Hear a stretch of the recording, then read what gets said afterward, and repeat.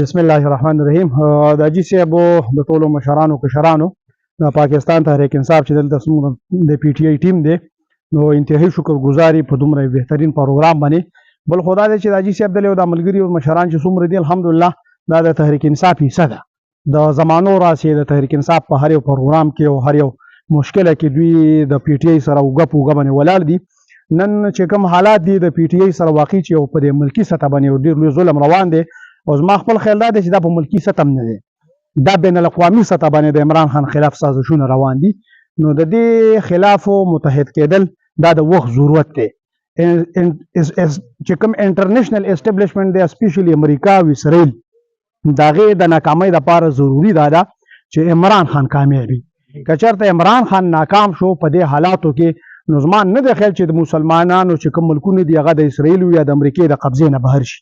یو لیډر دی، یو